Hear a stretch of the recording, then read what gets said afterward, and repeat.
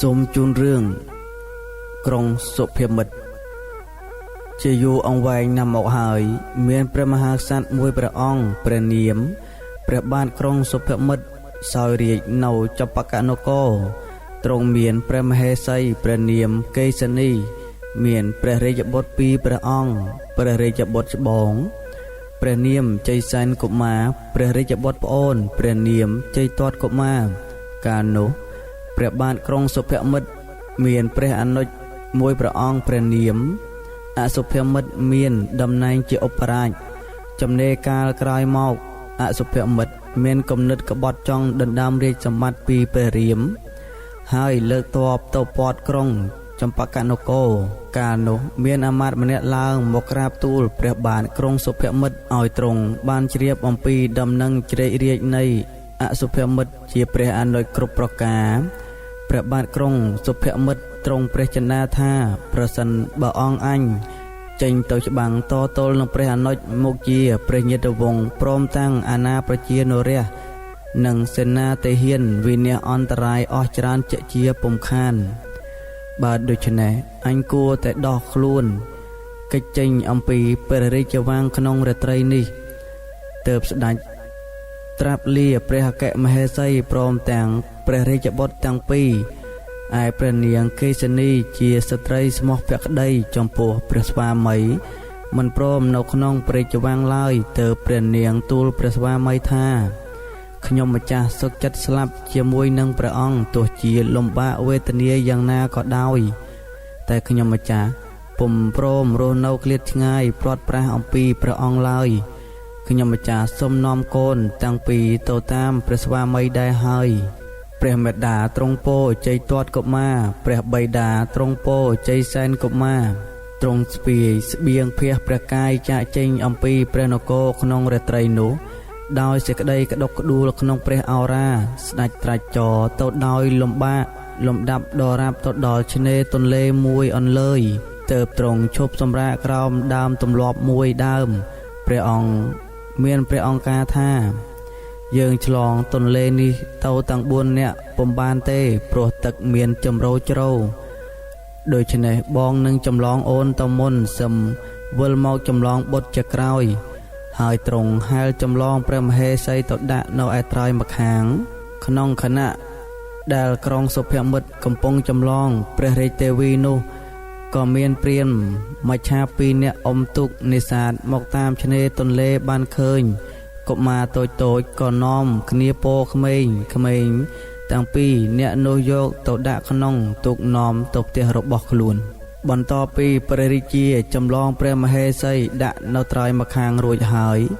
ទ្រង់ក៏ហែលត្រឡប់មករកព្រះរាជបុត្រវិញតែគួរឲ្យចម្លែកណាស់ពេលដែលទ្រង់មកដល់ទ្រង់ពុំឃើញព្រះរាជកុមារទាំងពីរអង្គឡើយក៏ទ្រង់ព្រះដង្ហើយហៅរត់រកព្រះរាជបុត្រក្នុងព្រៃព្រឹក្សាត្រាតែភ្លឺស្វាងឡើង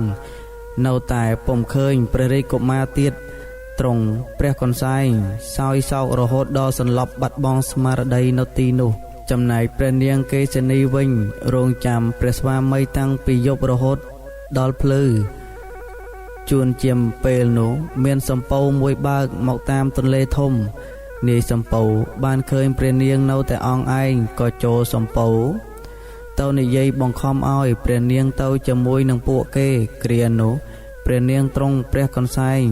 សោកបោកប្រានស្ទើរបែកព្រះកាយព្រះឱរាស្ទើរតែបែកខ្ញែងចេញជា7ភាគដោយព្រះនាងទ្រង់នឹករលឹកដល់ព្រះរាជបុត្រសម្លាញ់ទាំងពីរនិងព្រះស្វាមីឥតលហែលហើយលុះព្រះបាទក្រុងសុភមិត្តភ្ញាក់ស្មារតីឡើងវិញទ្រង់កាត់ប្រតិសោកស្ដាយព្រះរាជបុត្រហើយត្រឡប់ទៅរកព្រះមហេសីវិញមានសេចក្តីសង្ឃឹមថានឹងបានជួបមហេសីដើម្បីស្លែងប្រាប់អំពីដំណឹងដ៏សែនអាក្រក់នេះព្រះអង្គហើរទឹកឆ្លងទន្លេដោយព្រះតីអស់សង្ឃឹមលុះឡើងពីទឹកស្ទុះសំដៅទៅរកមើលក្រោមដើមឈើដែលព្រះនាងគង់ចាំតែមិនបានឃើញព្រះនាងសោះទ្រង់ស្ទុះរត់រកព្រះនាងសពទីកន្លែងតែមិនបានជួបប្រទះនឹងនាងឡើយទ្រង់រឹតតែអស់សង្ឃឹមជាខ្លាំងបន្ទាប់ពីបាត់កូនហើយ បែជាមកប្រត់ប្រពន្ធថែមទៀតទ្រង់សោកសោយសង្រេងសង្រៃកាន់តែខ្លាំងឡើងក៏ទ្រង់ដួលសន្លប់នៅទីនោះម្ដងទៀតលោកព្រះអង្គភ្ញាក់ស្មារតីឡើងវិញទ្រង់ព្រះកន្សែងរវើរវាយស្ទើរតែស្គួតវង្វេងស្ដេចត្រាច់ពីទីនោះយាងចេញទៅមុខទៀតតែអង្គឯងព្រះភ័ក្ត្រស្រពំស្រពោនគួរឲ្យសង្វេគស្ដេចត្រាច់ដរាបដល់នគរកតសិលាហើយទ្រង់យាងចូលលោកក្នុងឧជានទ្រង់ផ្ទុំសម្រាកព្រះកាយយពលលើថ្មមង្គលសិលាក្រោមដើមរាំងមួយដើមកាលនោះព្រះមហាក្សត្រនៃនគរកតសិលាទ្រង់សោយទីបង្គត់7ថ្ងៃហើយតែទ្រង់គ្មានរាជបុត្រមួយអង្គសោះទើបអាមាត្យសពមុខមន្ត្រីធ្វើពិធីផ្សងបោះរត់ដំកល់គ្រឿងបញ្ចគុធភ័ណ្ឌរួចដង្ហែចេញទៅតាមក្រោយបោះរត់ព្រមទាំងតោតន្ត្រីផងបោះរត់បានសំដៅទៅឧទ្យានធ្វើប្រតិសិនមង្គលសិលារួចស្ថិតនៅស្ងៀមពួកភ្លេងក៏ប្រគំបទភ្លេងឡើងលុះព្រះបាទក្រុងសុភមិត្តតើនឡើងបានត្រាស់សួរហេតុផលចំពោះពួកគេអាមាត្យមន្ត្រីទាំងអស់នោះបានក្រាបទទួលអញ្ជើញព្រះអង្គឲ្យឡើងគ្រងរាជនៅនគរកតសិលាស្លេះត្រឹមនេះនិយាយពីព្រានមច្ឆា2នាក់ដែលចាប់ក្មេងៗនោះទៅក៏ខំចិញ្ចឹមបីបាច់ថែរក្សាពួកគេរហូតដល់ធំពេញវ័យ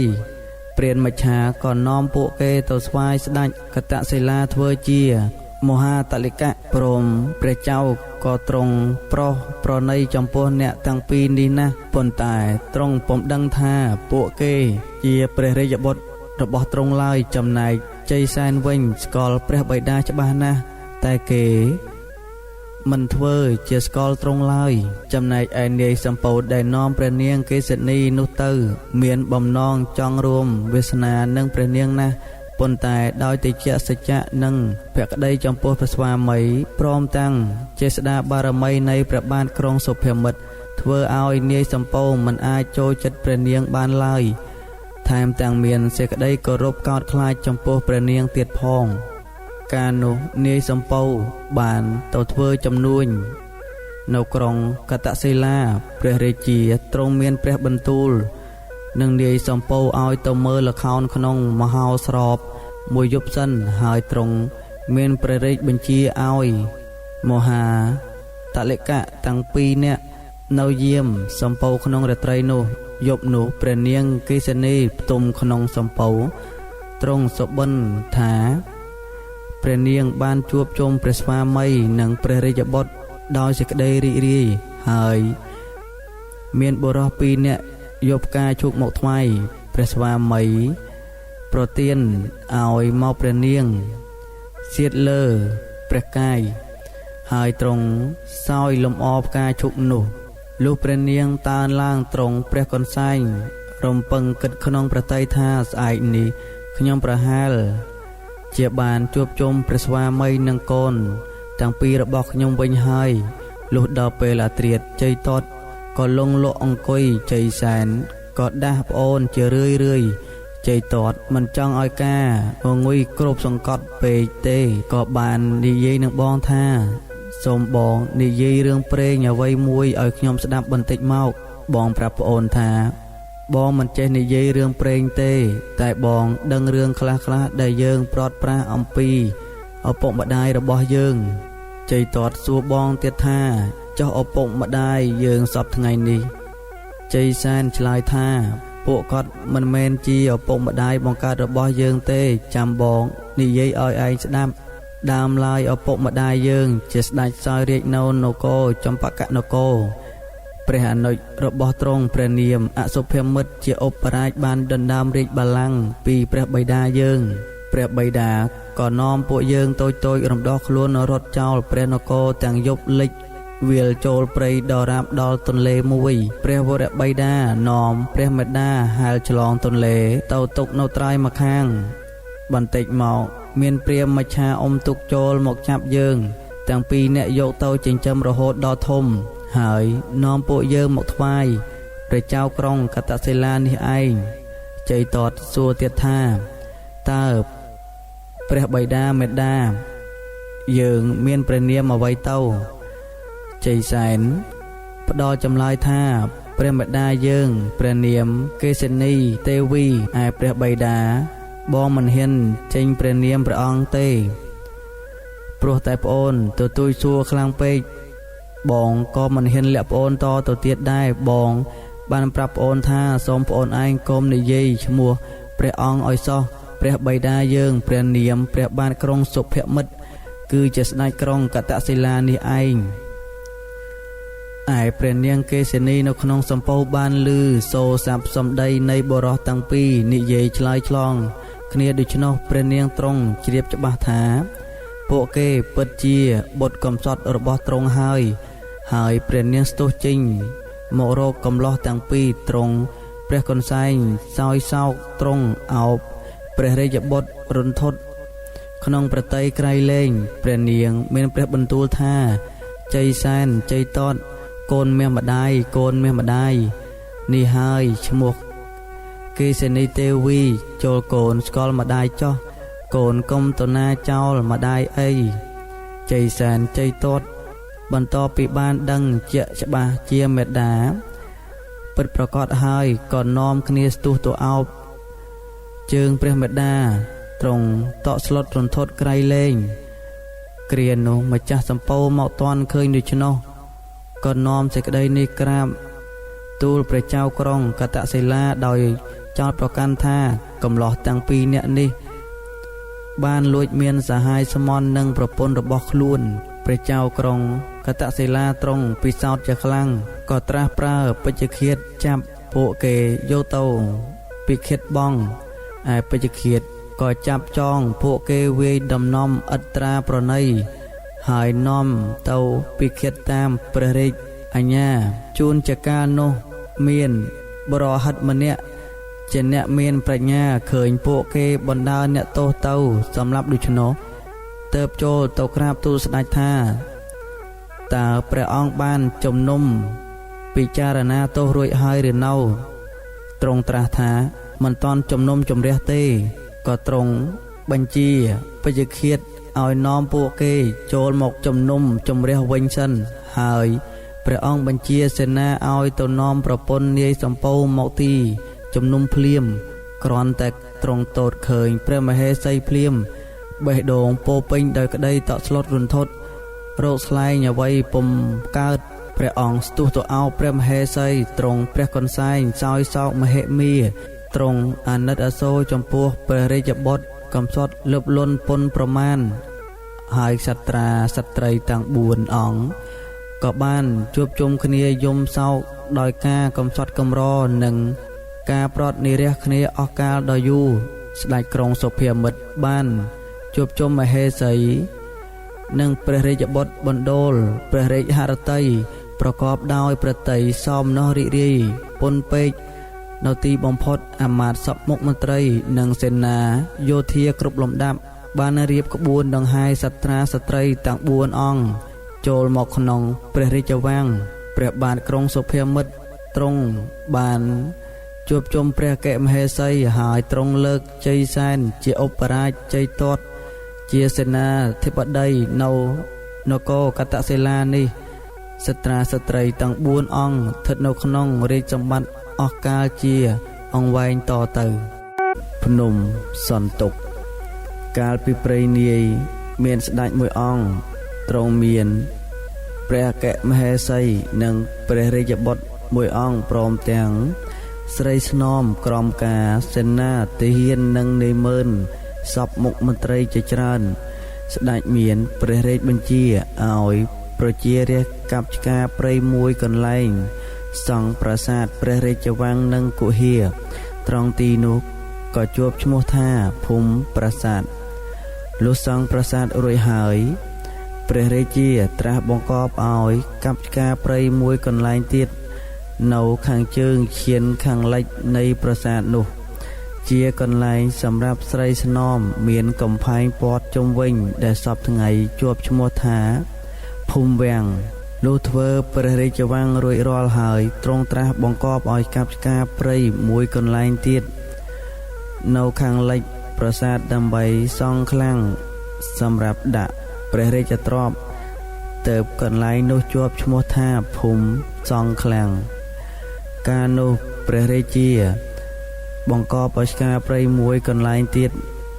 នៅខាងលិចឈានខាងត្បូងភូមិតាំងក្រសាំងសម្រាប់លំនៅរបស់អ្នកចំបក់ឆ្វាយស្ដេចទីនោះជាប់ឈ្មោះថាភូមិចំបក់នៅខាងលិចឈៀងខាងត្បូងភូមិចំបក់មានបឹងធំមួយដែលជាកន្លែងដែលព្រះរាជាតែងតែនាំព្រះអគ្គមហេសីនិងព្រះរាជបុត្រព្រមទាំងព្រះស្នំទៅក្រសាលសប្បាយដោយចាប់ត្រីឬក្តាមចងដកប្រលិតបេះត្រកួនជាក្រយាសោយថ្ងៃមួយព្រះរាជបុត្រយាងទៅក្រសាលនៅទីនោះជាមួយពួកស្រីស្នំក៏មិនស្រួលក្នុងព្រះកាយទ្រង់ព្រះកន្សែងយំយ៉ាងខ្លាំងពួកស្រីស្នំក៏ច្រៀងបំពេបីបំថ្នមថ្នាក់បោះអង្អែលដោយស្ងៀមស្ងាត់ទើបនៅទីនោះជាប់ឈ្មោះថាបឹងបំពេនិងបឹងខ្យងនៅខាងជើងបឹងបំពេមានភ្នំមួយហៅភ្នំធំស្រះខ្ចៅភ្នំពេនជុំភ្នំទាំងនេះស្ថិតនៅជាប់គ្នាជាកន្លែងដែលព្រះរាជាតែងតែនាំព្រះអគ្គមហេសីឡើងទៅក្រសាលបេះផ្លែឈើមានផ្លែព្រីងផ្លែភ្នៅផ្លែសេមនជើងចាប់និងផ្លែឈើឯទៀតជាច្រើនដោយព្រះអង្គសពព្រះរាជហឫទ័យក្រៃលែងមានថ្ងៃមួយព្រះរាជាបាននាំព្រះអគ្គមហេសីព្រមទាំងបុត្រទៅក្រសាលលើភ្នំពេលនោះព្រះរាជបុត្រក៏ស្រាប់តែប្រឈួនជាខ្លាំងទ្រង់ចាត់នាយមើលឲ្យកាប់ឆ្ការព្រៃមួយកន្លែងក្បែរជើងភ្នំធ្វើព្រះពន្លាហើយបណ្ដោះព្រះមហេសីនិងព្រះរាជបុត្រព្រមទាំងមនុស្សទាំងអស់មកសម្រាកក្បែរជើងភ្នំហើយនៅទីនោះក៏ជាប់ឈ្មោះថាភូមិបណ្ដោះដល់ពេលយូរទៅក៏ប្រែក្លាយជាភូមិក្រកោះបន្ទាប់មកព្រះរាជានាំព្រះរាជបុត្រមកគង់នៅព្រះពន្លាក្បែរជើងភ្នំទ្រង់បានរកពេទ្យមកជាបាលព្រះរោគរបស់ព្រះរាជបុត្រប៉ុន្តែទោះបីជាឱសថរបស់ពេទ្យនោះខ្លាំងពូកែយ៉ាងណាក៏ដោយក៏ព្រះរោគរបស់ព្រះរាជបុត្ររឹតតែប្រឈួនខ្លាំងឡើងរហូតអស់ព្រះជន្មនៅទីនោះព្រះរាជានិងព្រះអគ្គមហេសីទ្រង់ព្រះកន្សែងយំសោកយ៉ាងខ្លាំងហើយធ្វើជាបណកិច្ចអូឡារិកៈនៅទីនោះកន្លែងជើងភ្នំដែលព្រះរាជាធ្វើព្រះពន្លាព្យាបាលព្រះរាជបុត្រលុះអស់ព្រះជន្មជាអាសន្នជាប់ឈ្មោះថាភ្នំអាសន្នមានទុកលុះតគ្នាមកក៏ជាប់ជាថាភ្នំសន្តុកនិងភូមិសន្តុករហូតមកដល់សពថ្ងៃក្រោយពេលដែលព្រះរាជបុត្រសោយទីបង្គត់ទៅព្រះរាជានិងព្រះមហេសីសម្រេចប្រតិយាងចេញអំពីព្រះរាជវាំងធ្វើដំណើរទៅឈប់សំចតនៅមាត់ស្ទឹងសែនដើម្បីរំសាយទុក្ខគ្រានោះមាន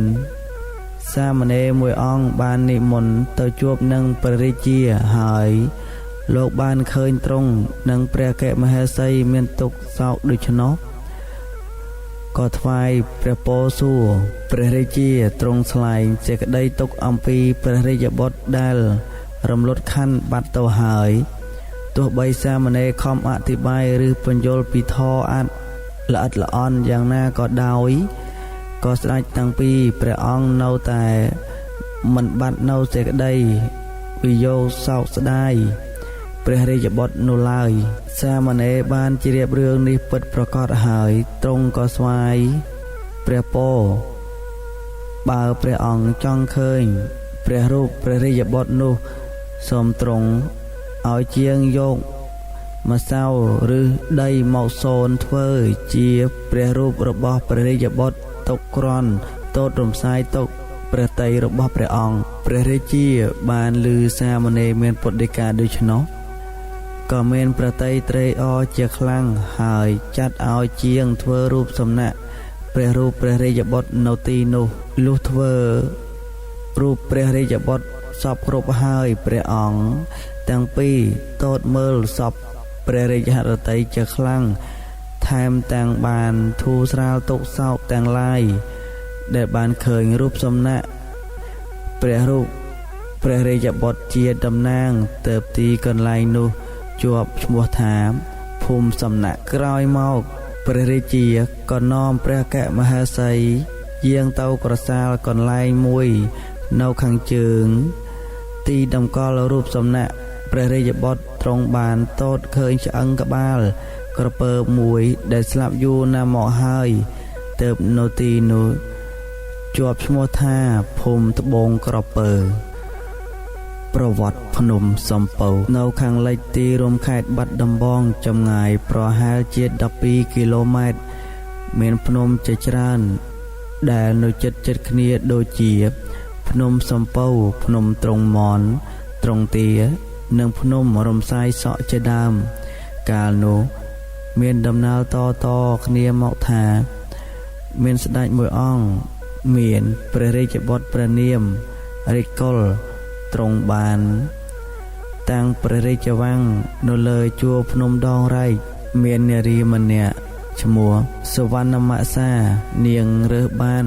ពងមួយដែលមិនស្គាល់ជាពងសត្វអ្វីឡើយលុះដល់ថ្ងៃខែញាស់ស្រាប់តែចេញកូនក្រពើដ៏តូចមួយនាងឃើញល្អអស្ចារ្យក៏ស្រឡាញ់ពេញចិត្តនិងខិតខំចិញ្ចឹមថែរក្សាកូនក្រពើនោះរហូតដល់ធំវាជាសត្វក្រពើដែលឆ្លាតមានរូបរាងធំសម្បើមណាស់ដែលម្ចាស់វាដាក់ឈ្មោះថាក្រពើអាធន់ព្រះបាទរាជកុលទ្រង់បានសពព្រះរាជហឫទ័យនិងនាងសុវណ្ណមសាគឺជាកូនអ្នកក្រីក្រម្នាក់ដែលមានរូបឆោមស័ក្តិសមល្អឥតខ្ចោះក្រពើរបស់នាង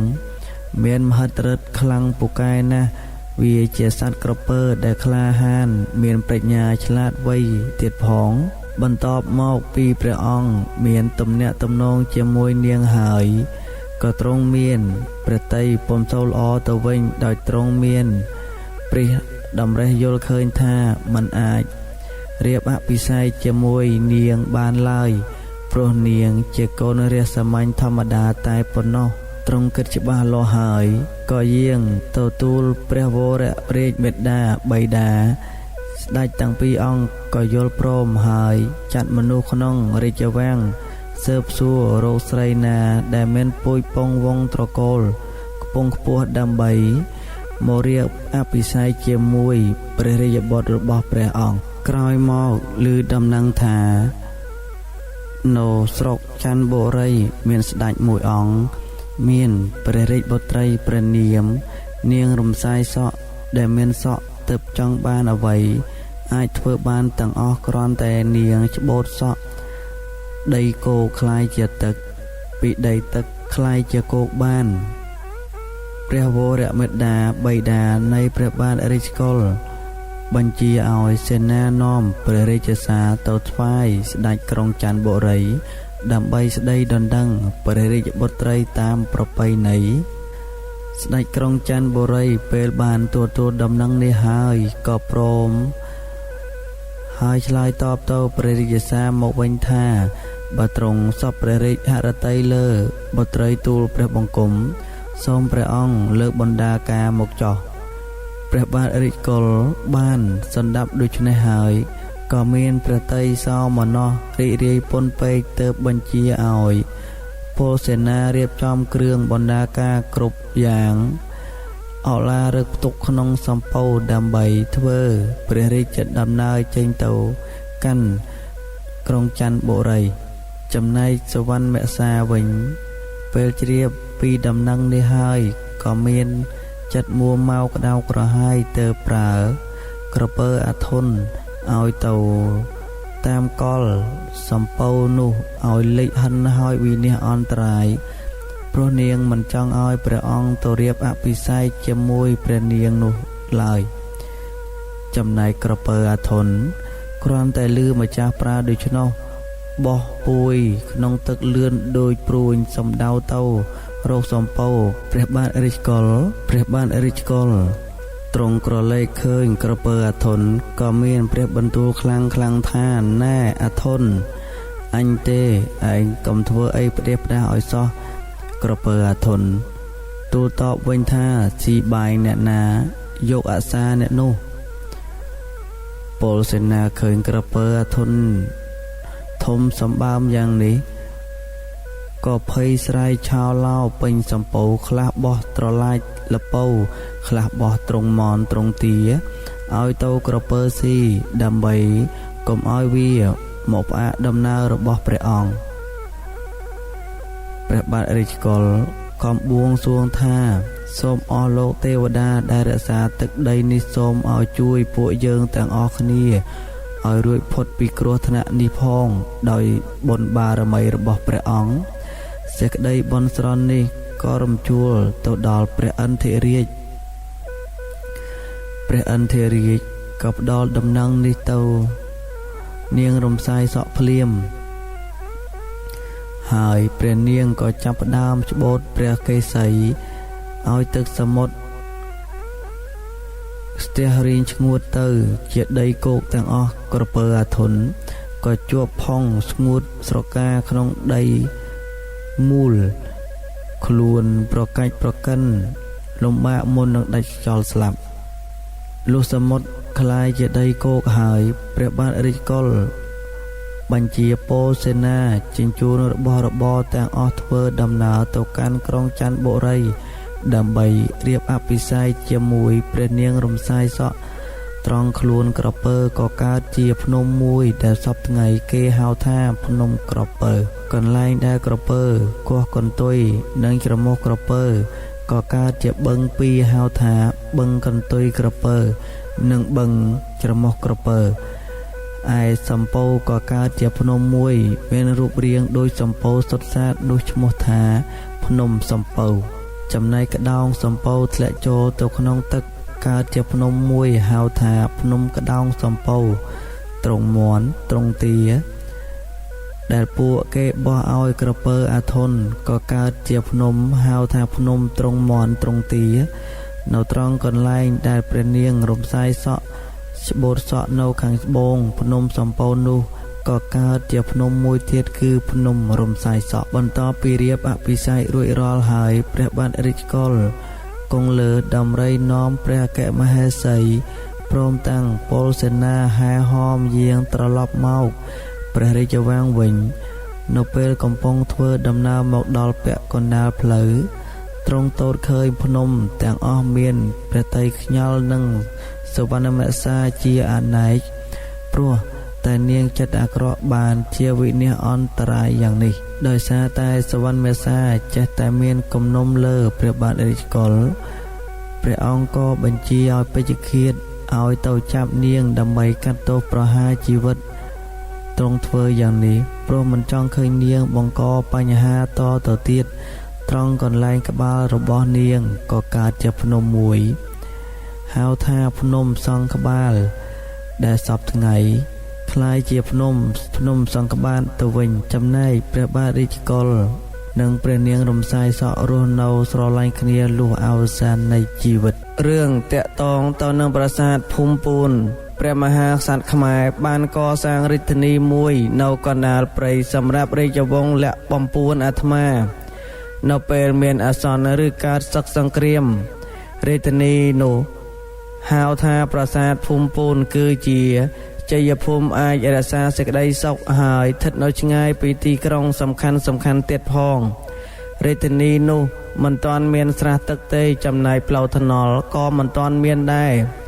គេគ្រាន់តែធ្វើផ្លូវលំជំរះស្មៅបន្តិចបន្តួចល្មមដើរបានដើម្បីបិទបាំងតួប្រាសាទនិងរាជធានីឲ្យរួចផុតពីភ្នែកសត្រូវប៉ុណ្ណោះតមកអាណាចក្រខ្មែរបុរាណកើតចលាចលក្នុងប្រទេសព្រោះមានខ្មាំងសត្រូវលុកលុយរហូតដល់ទីក្រុងដើម្បីរក្សាសេចក្តីសុខដល់រាជវង្សានុវង្សព្រះមហាក្សត្របានបញ្ជូនព្រះរាជធីតាព្រះនាងសិរីច័ន្ទប៉ុន្តែមនុស្សទូទៅហៅព្រះនាងថា នាងដោះធំព្រមទាំងមានសេនាភីលៀងចំនួន101នាក់ដែលមាននាយសេនាឈ្មោះពុណច័ន្ទជាអ្នកមានចិត្តស្មោះត្រង់បំផុតចំពោះបរិជ្ជវង្សានុវង្សតាមព្រះនាងទៅដែរកាលនោះមានស្ដេចមួយអង្គសោយរាជ្យនៅនគរមួយឆ្ងាយដាច់ស្រយាលពីរាជធានីភូមិពូនបានចាត់ព្រានព្រៃ7នាក់ព្រមទាំងដំរីមួយចំនួនដើម្បីដេញចាប់សត្វព្រៃដែលកម្រមានហើយល្អផងយកទៅចិញ្ចឹមក្នុងព្រះរាជវាំងព្រានទាំង7នាក់បានធ្វើដំណើររហូតដល់ត្រប៉ាំងព្រានដែលស្ថិតនៅទិសខាងត្បូងភូមិតាព្រាមស្រាប់តែមានព្រាម3នាក់ជួបប្រទះកន្លងដានជើងមនុស្សដែលធ្វើដំណើររៀងរាល់ថ្ងៃកណ្ដាលព្រៃជ្រៅដោយការសង្ស័យព្រានព្រៃក៏ធ្វើដំណើរតាមដានជើងនោះហើយបានជួបប្រាសាទមួយនៅកណ្ដាលព្រៃដោយមានពលសេនាយាមការពារជុំវិញផងព្រានព្រៃបានលាក់ធ្នូស្នានិងឧបករណ៍បាញ់សត្វទុកមួយកន្លែងហើយចូលទៅធ្វើទំនាក់ទំនងជាមួយអ្នកយាមរួចក៏នាំគ្នាឃ្លាំមើលលុះត្រាតែបានឃើញព្រះនាងសិរីច័ន្ទច្បាស់ក្រោយពីបានឃើញរូបសម្រស់របស់ព្រះនាងសិរីច័ន្ទឬនាងដោះធំហើយព្រានទាំង7នាក់ក៏ត្រឡប់ទៅនគរវិញដើម្បី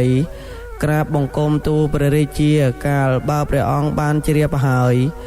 ក៏បញ្ជាឲ្យរៀបចំកម្លាំងតបធ្វើដំណើរទៅទទួលព្រះនាងមកធ្វើជាអគ្គមហេសីចំណែកព្រះនាងសិរីច័ន្ទពេលដែលចុះទៅស្រង់ទឹកក្នុងស្រះ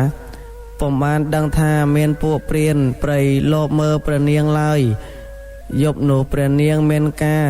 រសាប់រសល់ខុសពីធម្មតាលុះទុំលក់ទៅបានយល់សបិនឃើញថាប្រសិនបើព្រះនាងប៉ងប្រាថ្នាចង់ឲ្យព្រះនាងនិងពួកពលសេនាភីលៀងទាំងអស់មានសេចក្តីសុខនោះលុះត្រាតែព្រះនាងធ្វើកន្ទងផ្សងរកគូព្រេងក្នុងកន្ទងនោះត្រូវមានរូបរបស់ព្រះនាងនិងលិខិតបញ្ជាក់ពីគោលបំណងផ្សងរកគូព្រេងហើយនឹងដាក់គ្រឿងក្រអូបដែលព្រះនាង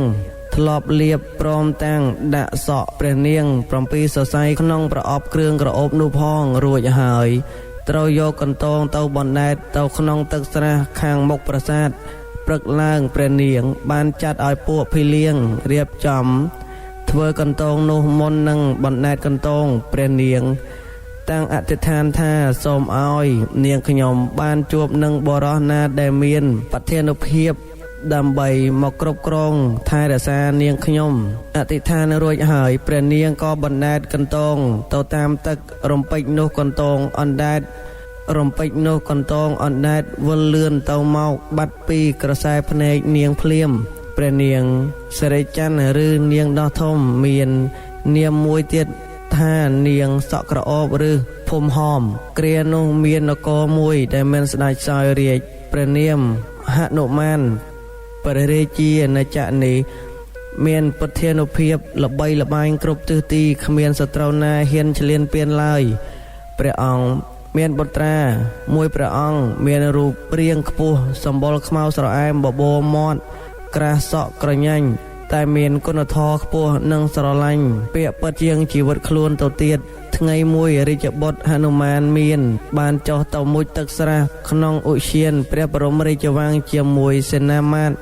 ពេលនោះព្រះអង្គបានឃើញកន្ទងអណ្ដែតក្នុងស្រះក៏ចុះទៅចាប់យកមកមើលហើយក៏ឃើញរូបព្រះនាងសិរីច័ន្ទភ្លាមនោះព្រះអង្គបានធ្លាក់ក្នុងអន្លង់ស្នេហារហូតធ្វើឲ្យវង្វេងស្មារតីព្រះអង្គក៏ប្រញាប់ប្រញាល់វិលត្រឡប់ទៅព្រះដំណាក់វិញដោយពុំបានមុជទឹកឡើយរឿងនេះបានជ្រាបដល់ព្រះបិតាទើបព្រះអង្គបញ្ជាឲ្យពួកពលសេនាធ្វើពិធីបួងសួងរកម្ចាស់កន្ទងលុះធ្វើពិធីបួងសួងរួចហើយព្រះរាជបុត្រនិងពលសេនាប្រែប្រានក្រឡាខ្លួនដោយឫទ្ធិអំណាចវេទមន្តបំបាំងខ្លួនហោះហើរលើអាកាសមានសំឡេងលាន់ឮក៏ក្រើកមេឃប៉ុន្តែគ្មានមនុស្សណាម្នាក់មើលរូបឃើញឡើយហើយក៏ចុះចំពីខាងលិចប្រាសាទព្រះនាងសិរីច័ន្ទចំណែកព្រះនាងសិរីច័ន្ទមានការពិតភ័យខ្លាំងណាស់នៅពេលឮសំឡេងកងរំពងនោះ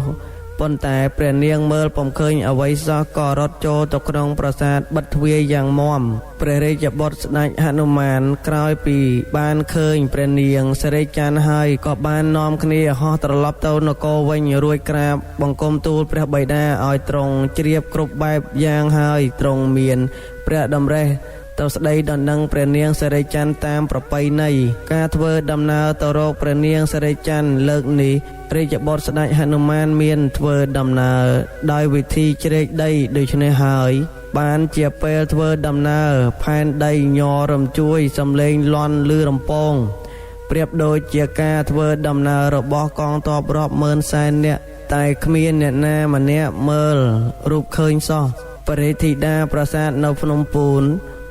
ព្រមទាំងពលសេនាបាននាំគ្នាទៅពួនក្នុងប្រាសាទបិទទ្វារមុខដាក់គន្លឹះយ៉ាងមាំចំណែកខាងក្នុងប្រាសាទព្រះនាងបានឲ្យទេហ៊ានចំណិតភិលៀងពលសេនាចូលទៅជាមួយចំនួន101នាក់ប៉ុន្តែឲ្យបង្ហាញខ្លួនតែ3នាក់ប៉ុណ្ណោះក្រៅពីនោះទៅពួនលាក់ខ្លួនទាំងអស់លុះបិទទ្វារប្រាសាទរួចហើយការចេញចូលក្រៅប្រាសាទត្រូវតែចេញចូលតាមទ្វារសម្ងាត់ក្រោមដីស្ថិតនៅទិសខាងពេលយកព្រះរាជបុត្រស្ដេចហនុមានបានមកបង្ហាញខ្លួននៅមុខប្រាសាទជាមួយព្រះអង្គរៈឆ្វេងឆ្ដាំក្រៅពីនេះហាមមិនអោយបង្ហាញខ្លួនព្រះអង្គបានអង្វរឲ្យព្រះនាងបើកទ្វារប្រាសាទតែព្រះនាងមិនព្រមទីបំផុតព្រះរាជបុត្រស្ដេចហនុមានសុំឲ្យព្រះនាងបង្ហើបទ្វារតែបន្តិចដើម្បីព្រះអង្គបាន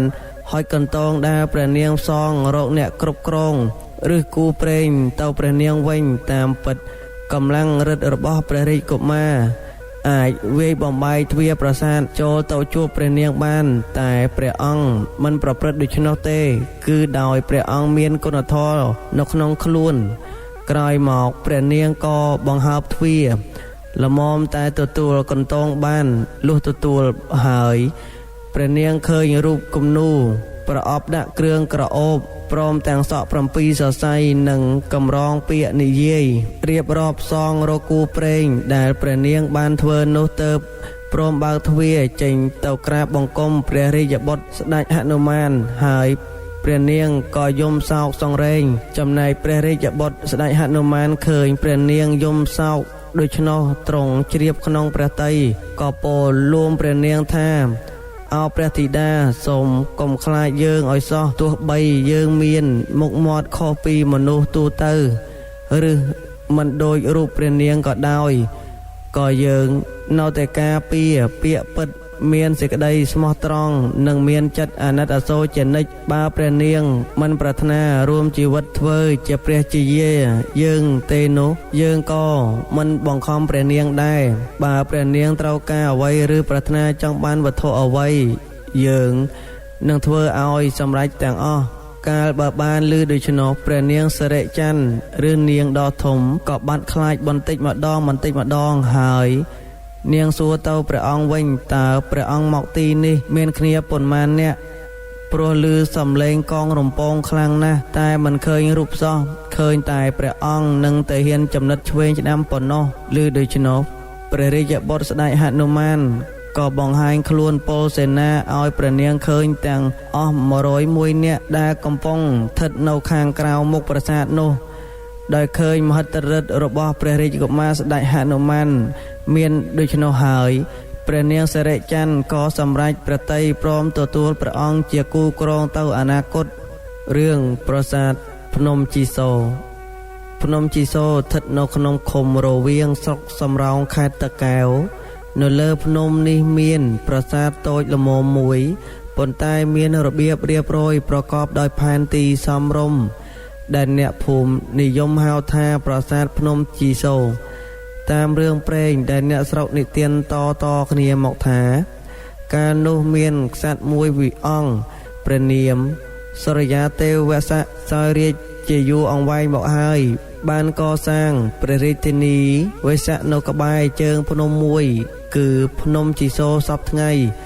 ដែលមាននឹងធំមួយហៅថាទន្លេអ៊ំនៅជាប់ពីខាងកើតរាជធានីវេស្សៈនេះស្ថិតនៅកណ្ដាលព្រៃមួយហៅថាព្រៃសែនភ ភូវាំងក្រោយពេលដែលកសាងព្រះរាជនិវស្សៈរួចហើយព្រះរាជាទ្រង់ប្រារព្ធពិធីចម្រើនព្រះកេសព្រះរាជឧត្តររបស់ព្រះអង្គព្រះរាជពិធីយ៉ាងឱឡារិកក៏ចាប់ផ្ដើមឡើងដោយមានពួកព្រាហ្មណ៍ព្រឹទ្ធាចារ្យចូលថ្វាយសពសាធុការឲ្យពរចំពោះព្រះរាជឱរសបន្តគ្នាពេលនោះមានព្រាហ្មណ៍ព្រឹទ្ធាចារ្យម្នាក់ចូលថ្វាយសពសាធុការពរបានចូលទៅថ្វាយព្រះពរក្រោយគេមានសេចក្តី3ប្រការប្លែកពីគេគឺ1សូមឲ្យមានកម្លាំងដូចស្រមោច2សូមឲ្យមានឫទ្ធិដូចខ្មោច3សូមឲ្យមានចិត្តមុតដូចមនុស្សស្រីក្រោយពេលដែលទ្រង់ព្រះសណ្ដាប់ឃ្លានេះចប់ព្រះរាជាទ្រង់ក្រោតនឹងព្រាហ្មណ៍ព្រឹទ្ធាចារ្យមួយរំពេចប៉ុន្តែព្រាហ្មណ៍សូមរាជានុញ្ញាតធ្វើពិសោធន៍យកជាបន្តថ្វាយព្រះអង្គទ្រង់យល់សិនព្រះមហាក្សត្រទ្រង់ប្រោសប្រទានតាមសេចក្តីសុំដំបងត្រង់ពោថាមានកម្លាំងដោយស្រមោចនោះព្រាហ្មណ៍បង្កប់ឲ្យធ្វើរូបដែកមួយប៉ុនខ្លួនមនុស្សហើយហៅថាមនុស្សម្នាក់ឲ្យមកលើករូបនោះលបងមើលតែអ្នកនោះលើកពុំរួចសោះក្រោយមកព្រាហ្មណ៍យកមកជុលមួយប៉ុនខ្លួនស្រមោចមកកាត់ហើយប្រឡាក់ទឹកឃ្មុំរួចយកទៅដាក់ឲ្យស្រមោចរោមពេលនោះស្រមោចមួយបានពំនាំមកជល់នោះទៅបាត់ព្រានក្រាបបង្គំទូលព្រះមហាក្សត្រថាក្រាបទូលនេះហើយដែលថាកម្លាំងដោយស្រមោចពរទី2ដែលថាមានឫទ្ធិដូចខ្មោចព្រានបានឲ្យគេយកខ្មោចស្លាប់តៃហោង7យ៉ាងគឺស្លាប់ដោយសម្រាលកូនមួយដោយពស់ចឹកមួយដោយក្របីវត្តមួយដោយរន្ទះបាញ់មួយធ្លាក់ពីលើដើមឈើមួយលងទឹកមួយនិងស្លាប់ដោយចងកខ្លួនឯងមួយហើយឲ្យយកខ្មោចតាំង7នេះទៅកប់នៅឆ្ងាយពីភូមិស្រុករួចហើយឲ្យយកផ្តិលប្រាក់ល្អទៅកប់ចំកណ្ដាលក្បាលខ្មោចទាំងនោះមិនតែប៉ុណ្ណោះឲ្យយកពពេរូតពេហុំពេជើងព្រំពេច្រមុះជ្រូកជាដើមទៅដំរៀបនៅលើតំបន់ក្បាលខ្មោចនេះដោយមានដាស់បាយសបាយក្រហមក្បាលជ្រូកមន់ឆ្កាងនៅត្រង់នោះផងលុះដល់ពេលយប់ស្ងាត់ព្រានក៏ប្រើអាមាត្យម្នាក់ដែលចង់បានផ្តិលប្រាក់ដែលកប់នោះឲ្យទៅជីកយកចុះពេលនោះគ្មាននរណាម្នាក់ហ៊ានទៅយកប្រាក់នោះសោះត្រង់នេះព្រានក្រាបទូលព្រះរាជាថានេះហើយដែលហៅថាមានឫទ្ធិដូចខ្មោចចំណែកពរទី3ដែលថាមានចិត្តដូចមនុស្សស្រីនោះព្រានព្រឹទ្ធាចារ្យបានធ្វើការពិសោធន៍វែងឆ្ងាយដូចតទៅនេះគឺដំបងហៅបរោះកំសត់ម្នាក់មកនិយាយថាសពថ្ងៃនេះអ្នកឯងកំសត់តោកយ៉ាបើខ្ញុំបង្កប់ឲ្យសម្លាប់ប្រពន្ធអ្នកឯងចោលក្នុងរយៈពេល3ថ្ងៃទៀតខ្ញុំនឹងតាំងឲ្យអ្នកធ្វើជាមន្ត្រីធំតើសុខចិត្តឬទេបុរសសិញ្ចឹងគិតមួយសន្ទុះក៏ឆ្លើយថាខ្ញុំមិនអាចធ្វើបានទេលោកព្រោះភរិយាខ្ញុំនេះបានរួមសុខទុក្ខកំសត់កំរជាមួយគ្នាយូរមកហើយខ្ញុំមិនអាចបំភ្លេចសេចក្តីកំសត់នេះបានទេម្យ៉ាងទៀតភរិយារបស់ខ្ញុំតែងតែទន់ភ្លន់ជាមួយខ្ញុំជានិច្ចដូច្នេះហើយបានជាខ្ញុំមិនដាច់ចិត្តសម្លាប់នាងឬចម្លើយដូច្នោះព្រាហ្មណ៍ក៏ឲ្យបរោះនោះត្រឡប់ទៅផ្ទះវិញថ្ងៃបន្ទាប់ព្រានបានឲ្យអាមាត្យទៅលបហៅនាងជាភរិយារបស់បរោះនោះមកសួរវិញម្ដងពេលនាងនោះមកដល់ព្រានក៏ចាប់ផ្ដើមសួរនាងណែនាងប្តីនាងជាមនុស្សក្រណាស់តទៅថ្ងៃមុខនាងក៏ពុំមានសង្ឃឹមអ្វីដែរដូច្នេះខ្ញុំស្នើជាមួយនាងស្ងាត់ថាបើនាងហ៊ានសម្រាប់ប្តីរបស់នាងក្នុងរយៈពេល3ថ្ងៃទៀតខ្ញុំនឹងលើកនាងជាប្រពន្ធបញ្ញុះហើយខ្ញុំនឹងប្រគល់ឲ្យនាងនៅទ្រព្យសម្បត្តិដ៏មានតម្លៃទាំងអស់នាងនោះនៅស្ងៀមពុំចេញស្ដីអ្វីសោះឃើញដូច្នោះព្រានព្រឹទ្ធាចារ្យក៏អនុញ្ញាតឲ្យនាងយករឿងនេះទៅគិតសិនស្អែកឡើងសឹមត្រឡប់មកវិញលុះស្អែកឡើងនាងក៏ត្រឡប់មកនាំចម្លើយមកជម្រាបព្រាហ្មណ៍នៅចំពោះព្រះភ័ក្ត្រព្រះមហាក្សត្រថានាងខ្ញុំព្រមធ្វើតាមលោកហើយ ព្រោះនាងខ្ញុំគ្មានសង្ឃឹមលើប្តីទេគ្រាន់តែនាងនេះឆ្លើយចប់ភ្លាមព្រាហ្មណ៍ព្រឹទ្ធាចារ្យងាកបែរយ៉ាងប្រញាប់ក្រាបបង្គំទូលព្រះមហាក្សត្រថាក្រាបទូលនេះហើយដែលជាព្រះបន្តលដែលទូលព្រះបង្គំទូលថ្វាយថាមានចិត្តមុតដូចមនុស្សស្រីព្រះមហាក្សត្រកាលបើព្រះអង្គបានយល់សពគ្រប់នៅបន្តលតាមពាក្យព្រាហ្មណ៍ព្រឹទ្ធាចារ្យហើយព្រះអង្គតម្កល់ព្រាហ្មណ៍នោះជាអ្នកប្រាជ្ញធំហើយប្រទានពរតាមសេចក្តីប្រាថ្នាពេលនោះព្រានបានសុំព្រះអង្គអនុញ្ញាតកសាងអាស្រមបត់សម្រាប់ពួកព្រាហ្មណ៍ឲ្យបានស្ដុកស្ដំនៅលើកំពូលភ្នំដែលជាប់នឹងព្រះរាជនិវេសៈនេះក៏ចង់សង់គុណព្រាហ្មណ៍នេះផងព្រះអង្គក៏ទ្រង់ប្រោសព្រះរាជានុញ្ញាតតាមបំណងព្រាហ្មណ៍ហើយតាំងព្រាហ្មណ៍នោះជាព្រះគ្រូនៃព្រះរាជបុត្រតរៀងទៅ